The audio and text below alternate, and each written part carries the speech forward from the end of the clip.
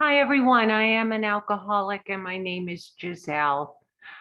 And this is a privilege anytime I'm able to do some service and hopefully help someone in the meeting, if not more.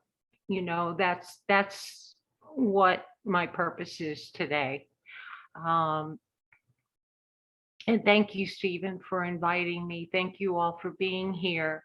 Um, I am sober this time since February 18th, 2020, because of the mercy of a very loving God and a great sponsor. And I am certainly someone who believes that God saved me, and I don't believe God saved me for me. I really believe that God saved me to help others. And as long as I can perform his work, I hope to do that anywhere I can at any time. And I put my phone number up on my screen in case anyone wants to reach out. I picked up the phone today. I don't avoid phone calls. Um, there was a time when I did, and I'm willing to help, and it helps me so much. I will tell you what I was like, what happened, and what I'm like today. I grew up as an only child in Miami, Florida, and because of that position in my family, I was entitled from the get-go. Yeah, it is true what they say about children who are the only child in the family, unless, other horrible circumstances exist, of course, but they weren't horrible. And even though I grew up with a lot of fear, I grew up with a lot of need to have your approval, and I would go to any extent to get it. Um, I did not feel good enough for anything, and I was not comfortable wherever I was. I was always in the past or in the future, anxiety about the past or anxiety about the future, what I had done. And I would always, in my head, I would always go round and round and round as to how I could have done something better. Today, I know I can't change the past, so I don't go there anymore, thank God. I felt very controlled, and I was, I was expected to be a good girl, dress appropriately. Um, my parents were very much into the material and the outside circumstances rather than talk about feelings. They were persons that believe, I mean, they both grew up in World War II, the Depression, and, I can understand where they were coming from today, but it was what you had and how you looked that was important, and it didn't matter how you felt. And we didn't talk about feelings. Um, I was always self-conscious, always. Uh, and when I found alcohol in my teens, I was no longer self-conscious. My self-esteem rose and I felt comfortable wherever I went. And I could breathe. I felt like I was holding my breath before I found alcohol. And it plugged all the holes in my soul. It really did, you know. And we didn't have any religion growing up. My father was Jewish, my mother was Catholic converted, and neither one of them practiced any religious disciplines or religious holidays in the home, nor went to church or temple. Um, I did have a need to get closer to my father. I always felt very estranged from him, and I don't remember to this day whether or not I even had a conversation with him about anything. Um, Maybe when I went to work for him, he was a big criminal defense lawyer in Miami, and I thought that if I went to law school, maybe I could get closer to him. That wasn't the only reason I went to law school. I was expected to achieve. I did very well in college. I barely graduated from law school because by that time I had become a chemist. It was the early 70s and early 80s in South Florida, and we had a lot of outside issues there. And my father represented a lot of those people. Be it as it may, I became a chemist and I used other things to either enhance or uh, take away from my drinking. And my first treatment was in 1982, right after I graduated from law school. And it was by family. I was forced in by family, and I went to New Jersey, where my father's from, because the problem had to be, taken out of South Florida, of course, because that didn't look very good. And I lived with family there for about a year, and in my mind, I was just going for a break. If I could stop for a period of time, then perhaps when I start again, I can get the formula right. Okay, because I was no longer getting the formula right. I can tell you that much. And I don't remember a lot of my times drinking. I do remember, I think I blacked out the first time I drank. And I can remember, I used to love to dance. So, the drinking and the other issues really helped me have a better time. I think, I can't tell you for sure.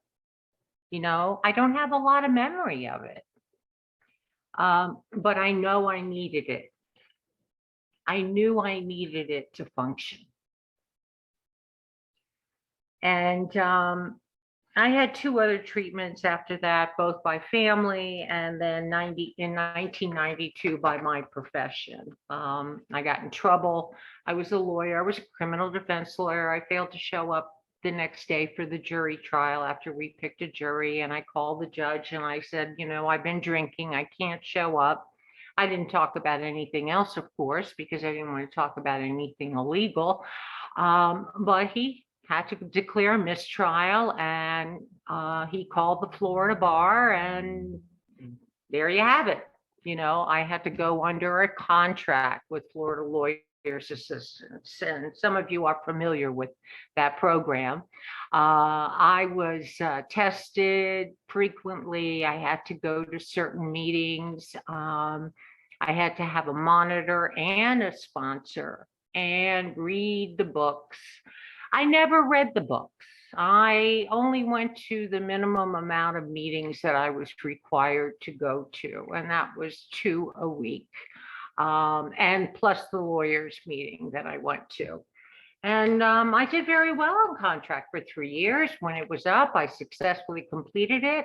And lo and behold, I had 17 more continuous years of sobriety. So all in all, I had 20 years of sobriety starting in 1992. I fit recovery into my life. When it was convenient, I would go to a meeting. I worked the steps in bits and pieces, half measures, and we know that gives you nothing. I didn't even read the big book, unless it was maybe on how to work a step. But even that, I only did the first 3 columns in my 4-step. I never found my part.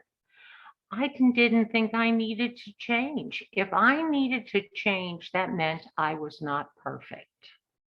And I did not want to be imperfect. And I thought that it had nothing to do with me. I did not get it.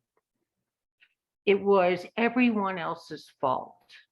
And it was everyone else's responsibility as to why I am such a victim and I have such a horrible life, because I lived in the bedevilments. And I didn't have a higher power. Well, I did, but it was certainly not God. My higher powers were unreliable. By the time I went into treatment in 1992, I had been married and divorced, 3 years marriage. We had a son. I was very grateful for that. But my son became a higher power. Men became a higher power. My work became a higher power, and certainly not God. And I didn't seek a power greater than myself. I always had a reservation during that time because I thought that it was the other outside issues that were my problem. My father was a drinker and he drank a lot and he changed personalities when he drank, but sometimes he was fun. And I wanted to be like him. You know, I wanted to be accepted by my father. I never felt loved by him. And as far as my mother was concerned, she was the controller. She's the one that expected me to be a little lady all the time. And I knew there was something about her love for me that was not quite right. Well, when I was 21, I found out she was not my real mother, that my father had had an affair, and I was the result of that affair. And the lady he was married to took me in. I mean, looking back, that must have been so hard for her. But in any event, I resented her at that time. You know, how dare you try to control me all the time when you're not even my real mother? And a lot of my troubles I blamed on her and certainly my father. And that's what I would go to therapy in, because I knew there was something wrong with my life. I was prey to misery and depression. I couldn't have a good relationship. During those years, those 20 years, I was engaged 4 times, married once for 3 years. I mean, you could figure it out, right? I felt useless as a mother.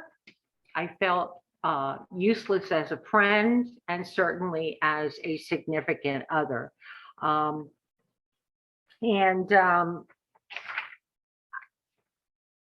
I was estranged from my son because what I did was I fought with my ex-husband all the time. You know, both of us made his life miserable. But I was bringing guys around, different guys around all the time. And he probably felt unsafe in that atmosphere. And his father immediately got remarried to a woman that my son really, really loved. And, you know, as much as my son couldn't get close to me, was as much as I tried to make him get closer to me. And we know what happens when we try to control other people. It just doesn't work. And we can't do it. That was an illusion on my part that I have control, any control. So anyway, you know, I fit AA into my life. And I was a lone wolf. I came to meetings late and left early. I didn't socialize with anything. And I really was just not drinking and going to meetings. And I had no spiritual foundation. When a calamity in my life occurred, oh, let me back up for 1 minute. I did get away from my father. I went to work in the public defender's office in Fort Lauderdale, Florida, and lived there the other half of my life for 30 something years. I was especially fortunate to be assigned to felony drug court. And if you know what a drug court is, you'll know that that's where people get better in recovery. They get treatment. Hopefully, they successfully complete it. It's not an easy program, but then they get a clean record instead of going on to jail or prison. And it really gives a lot of people opportunity in their life. And I was I was very useful in that courtroom because I wanted to help them, and I had a lot of self-knowledge, from going to meetings, you know. I learned a lot, even though I didn't go that often, um, and didn't read the big book.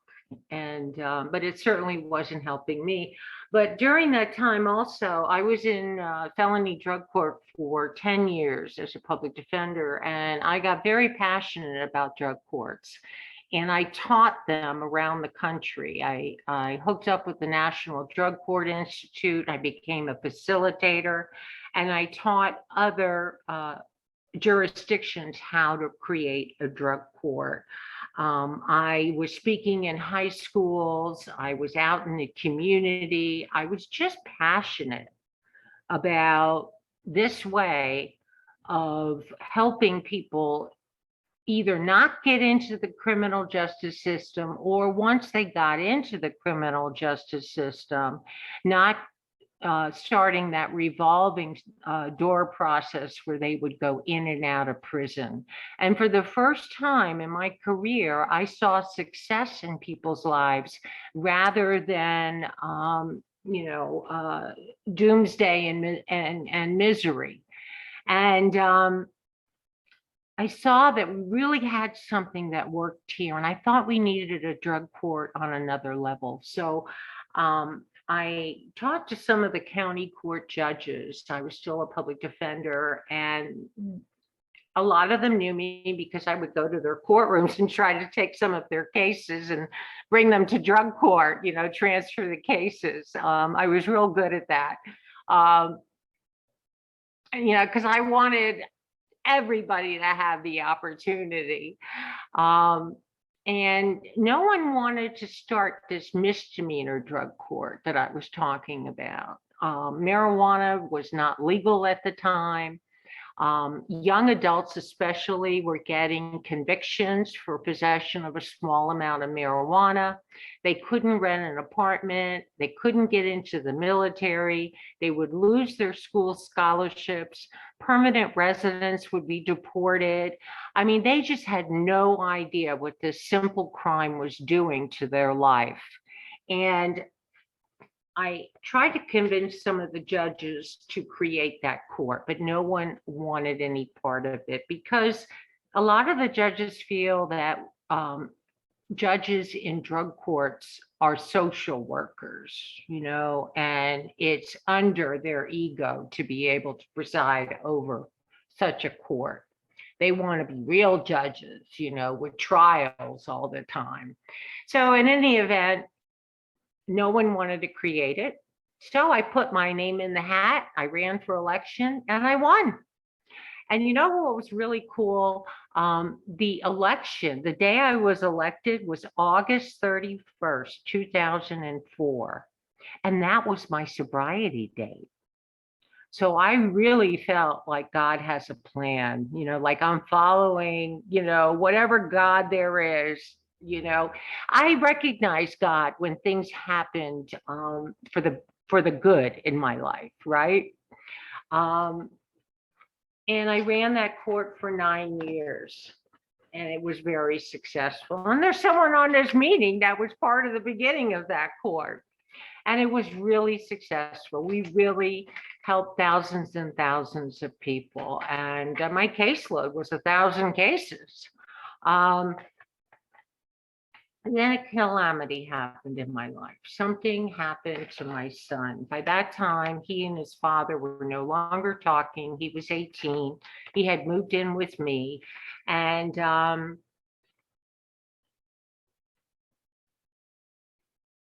something happened to him medically, which ripped his life apart. And all I wanted to do was get him help. And we had 5 subsequent surgeries, and nothing ever fixed the problem. So I got very angry at God, because I had prayed. I mean, I thought that God was like a puppet God. You pray and you ask for something, and Aladdin comes out and grants your wishes. And that's what I grew up to believe. If anything about God, that was what happened when you reached out for God, and God was not helping him. Unfortunately, he got very angry at God too, and but that's a whole other story. And for 8 years, he was basically in the house with me, and I relapsed during that time.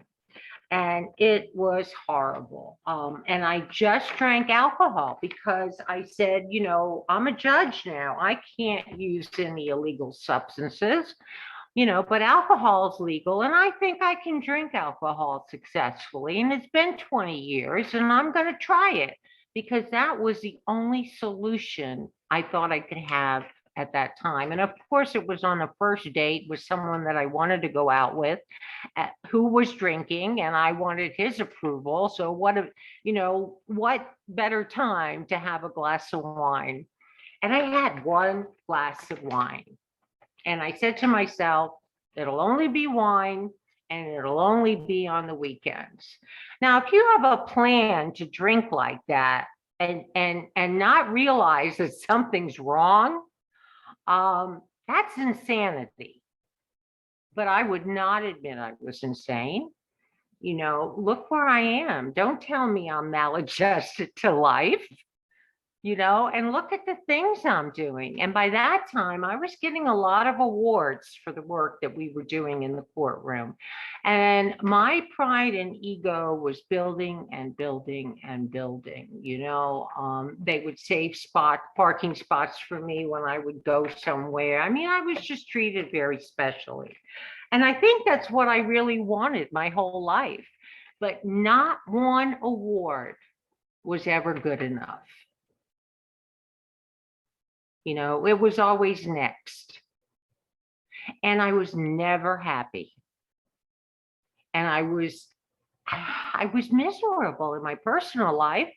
And I said, look, I'm doing all these things and now my son is sick.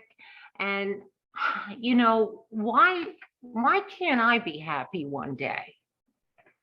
And I just thought I wasn't built for it, So I relapsed, and the wine on the weekends soon turned into alcohol on the weekends, and then of course, work nights, and then only 1 or 2 work nights, it turned into every night. And in 2013, I was found slurring on the bench because I had drank, hoping to fall asleep that night on a work night, but I didn't. And the allergy that I have now come to know, because I didn't pay attention before, made me drink through the night. And of course, my ego's too high to call in sick. I'm going to bring my bottle in with me. Only problem was I left it in chambers. And after 2 hours on the bench, I started slurring. Well, some of my colleagues got me off the bench at that point. And I signed a contract again with Florida Lawyers Assistants. And the reason I did that was because I didn't want to go to inpatient treatment. I did not want to stop drinking. And I will show you I don't have a problem. And I still, so I said, look, I'll sign a contract with the lawyer's assistance program. They're going to keep me sober. I did it before. I was lying to everybody. And I started, I was beating the test, but I still had to go before the Judicial Qualifications Committee. And I promised them that I would never do it again. Just like I had promised my son I would stop drinking, but that didn't happen. The love of a mother for her son was not strong enough to compete with alcohol. And neither was my promise to the Judicial Qualifications Committee. And 3 months later, I did it again. Except this time, the press was there. And I was blasted over the front page of the news, everywhere, radio, internet. 2 other judges got in trouble after that. So every time their names were brought up, my name was brought up again. The shame was unbearable for me. And all I could do was drink to numb the pain.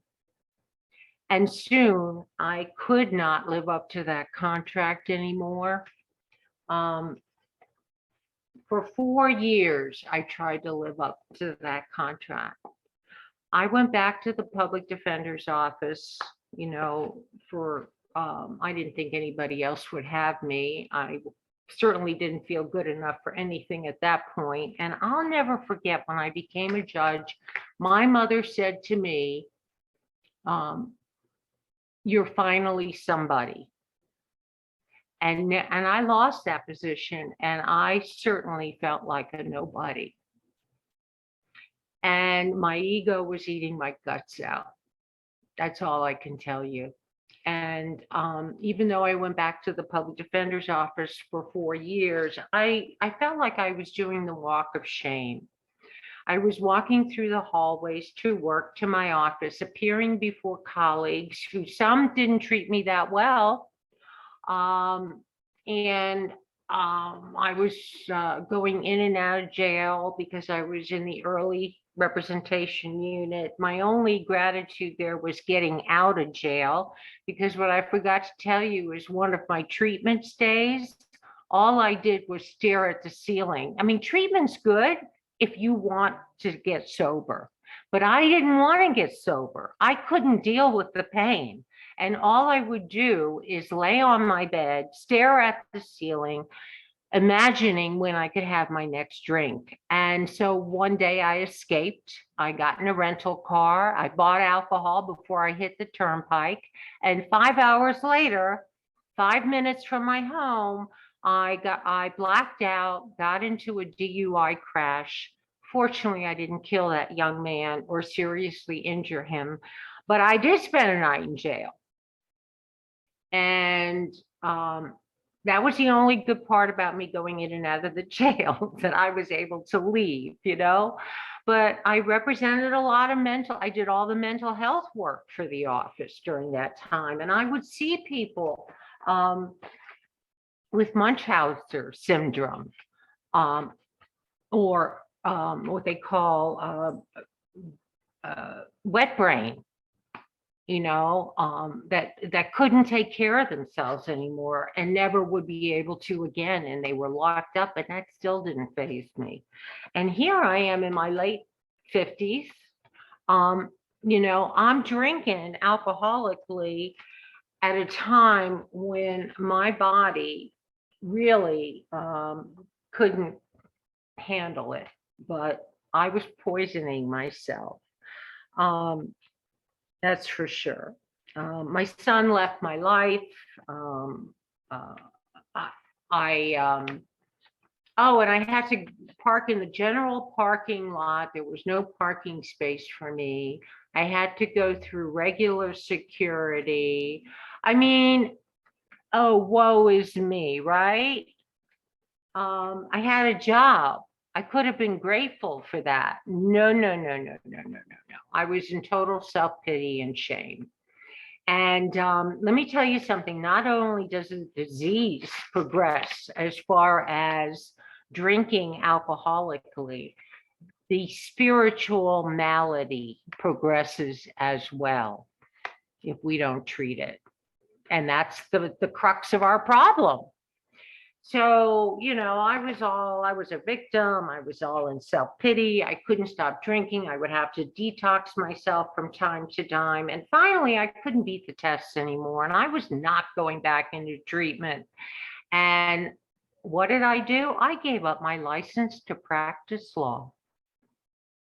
So they couldn't monitor me anymore. I didn't want anybody controlling me. I gave up everything for alcohol. And I almost gave up my life.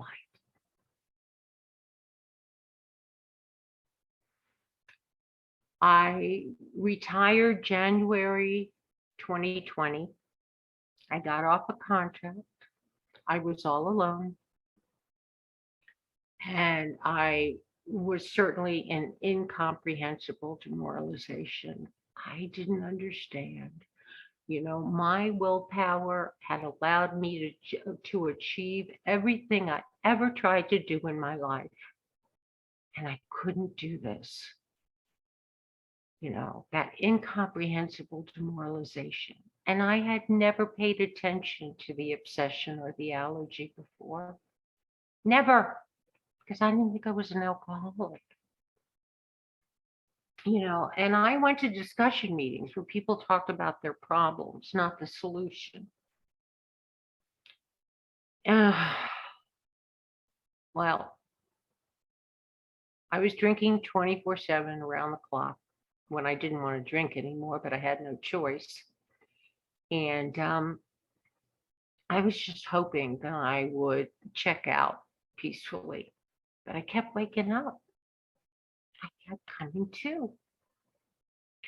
And one day, February 17th, 2020, I finally hit the floor, cried out to something that I thought might be there.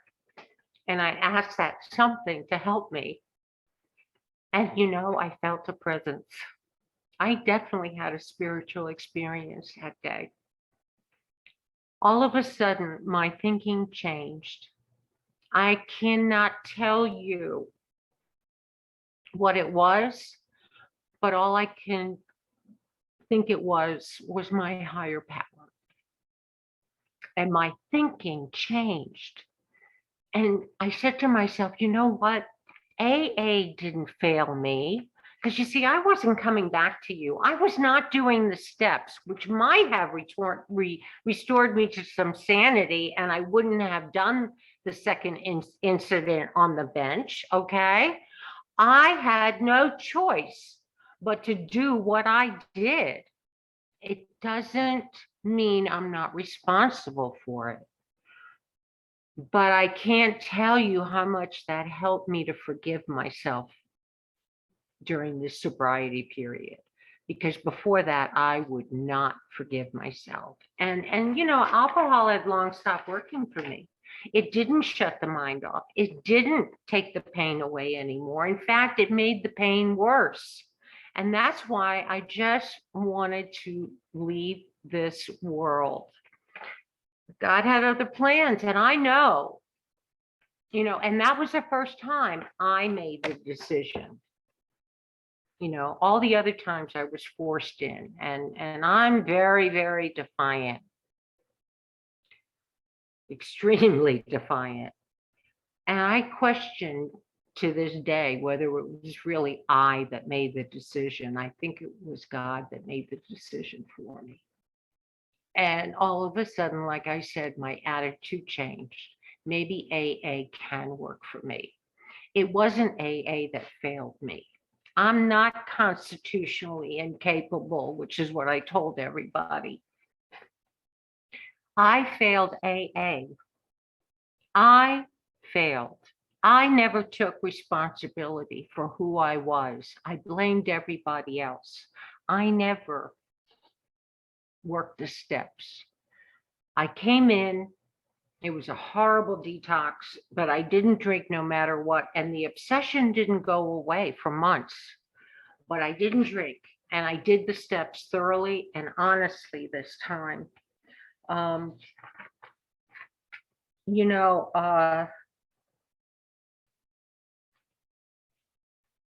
Zoom came on. It was the beginning of the pandemic. I was retired. I stayed on meetings all day long. And I have to admit, I still do a lot of it 2.5 years later. I did the spiritual program of action. For the first time, I understood that it's either death or follow a spiritual path. There's no in between, just like there's no half measures. Either God is or God isn't. And who am I to say there is no God, especially after that experience? I started fitting my life into recovery. I found the solution. I lay aside prejudice. I understood the allergy that I can't stop with the first one, and I cannot not take the first one. And if there's any newcomers on this meeting, I welcome you, and I hope you don't have to go through what I went through for 40 years of being around this program, because the key word there is around. But thank God I got the opportunity. And, the mental obsession that this time it'll be different. I can control it. My belief in a lie. That's my insanity. Sanity is seeing the truth that I am an alcoholic and I have an obsession to drink. And it's not going to be different this time. I can't just have two. The allergy, I'm bodily and mentally different. The allergy will kick in and demand the second and scream for the third and fourth and so on. And there's nothing I can do to change that. So I didn't drink no matter what, because I finally understood this. I finally started reading the big book. And I got right with me. I first got right with God in 1, 2, and 3. And I have to work step 3 all the time. It's not easy for this self-willed person to give up self-will. I can tell you that. And I had a lot, from where I went. But I work on it every day, and it's getting better and better and better, and I want this. I want to give up my self-will. I saw my manifestations of self that had destroyed my life in steps 4, 5, 6, and 7 for the first time. I would not see my part before. I would not say that I was selfish because I helped so many people. Yeah, I saw how selfish, self-centered, controlling, manipulative, angry. Boy, did I have resentments. And I had resentments because judges were forcing me into treatment. There's something in Florida called the Marchman Act, and it only needs 2 signatures to go before a magistrate who's not even an elected judge or nominated judge. They don't have the power that judges do. Judges have to sign all their orders, but they can order you into treatment. And on the petition for me, I had 2 judges signing as witnesses. Do you think that magistrate was going to overturn those testimonies? No, no, no, no, no. I was so angry at these people because I said, you forced me to do things. It was your fault that I had the DUI. I was so angry at them, but I found forgiveness because I saw my part. All they wanted to do was save my life and save other people's lives, because do you think I stopped driving drunk after I got the DUI? Oh no. Oh no. But now I know I have a new employer. I have a new father. Thank you. And I have a new director. And when I sincerely took that position, as it says on page 63 of our book, all sorts of remarkable things followed. I got less and less interested in myself. Before this, it was all about how something made me feel, or how something affected my life, or what I wanted was most important. Less and less interested in ourselves, our little plans and designs. You know, I was always in self-pity, remorse. I was a victim that kept me sick. More and more, we became interested in seeing what we could contribute to life. Enjoy peace of mind, face life successfully, more and more conscious of his presence. And we began to lose our fear of today, tomorrow, or the hereafter. We were reborn. I can tell you for sure, I am not the same person that walked back into these room in 2020. I am a completely different person. I'm one of the pack, or I try to be most of the time. That wasn't easy either. My shame was worse than your shame, you know, or I'm either better or lesser than you. Now I know I'm not. I am a fellow among fellows, and I do reach out and approach the newcomer and help. Um, I got right with you in 8 and 9 to the best of my ability. My parents were already passed, and I'm making living amends to my son. I will tell you that I never wanted to retire in Florida. And my son moved as far away from me as possible. He moved to California from Florida. He did not want to find me dead on the floor. By the time I had 18 months sober, he welcomed me back into his life. Even before that, because he saw the psychic change before I felt it. And I said, what better place to go to where it has better weather, in my opinion, not the severe winter up north. I didn't want that. Than Nevada, Las Vegas, Nevada, where I can be close to my son. And I will tell you that we have a relationship today that we never, ever had before. It is so good. I don't walk on eggshells most of the time when I talk to him. And he talks to me and tells me his truth for the first time in his life. And we have an adult relationship today. He's 33 and we respect each other. Oh my gosh, that is a 360-degree turn from what I had with him, and I'm grateful for it. I do 84 to 88 every day. I do steps 4 and 9 and step 10 every day. I do the meditation, I do the prayer. Before, I always thought that the prayer and meditation were extra credit. Um, my thinking is still very warped in many respects, but I'm aware of it today. And I can ask my higher power for guidance, and it does get better. And I have a better thought life in general. I do other I'm studying Sermon on the Mount.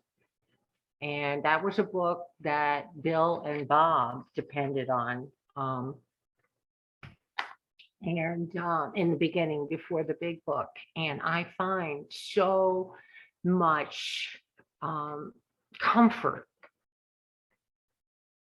I was finally able to forgive myself. I finally don't have guilt in my life today because I could not have done any better than I did at the particular time. And I certainly can't change it. I try to practice these principles in all my affairs. I try to do God's will, not my will, by following the spiritual principles. More than not, I'm loving, I'm tolerant, I'm kind, I'm patient. I'm non-judgmental. I'm humble. I'm persistent. I'm courteous than what I was before. And you know what I found out about this program? That it's 95% seeking and 5% not drinking. At least that's my experience. Because I got to a place, I think it was when I got my 2-year medallion, that I was saying what I've said before. You know that song, there's all, is this all there is? My friend, let's keep dancing. Well, I can't physically dance like I used to anymore, but I can tell you that I refused to get to that place again. I said, no, the people in these rooms are happy. They are staying here. There's got to be a reason why they're staying here and enjoying their life. You know, I'm going to get more into the seeking part. And that did it for me. And I seek every day.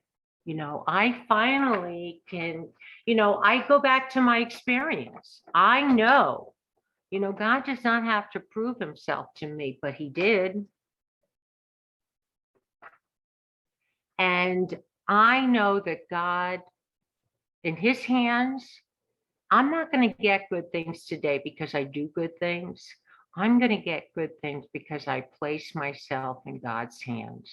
I trust and rely upon him. And that means that I have to give up certainty of the future, the answers of the future. I can't figure them out anyway, although I used to try, but I know that what God wants for me is so much better than what I want for me today. And I know that because instead of begging for my death, I'm choosing to live a peaceful, serene life full of joy, full of service. And I love all of you. Thank you. Thank you. Thank you.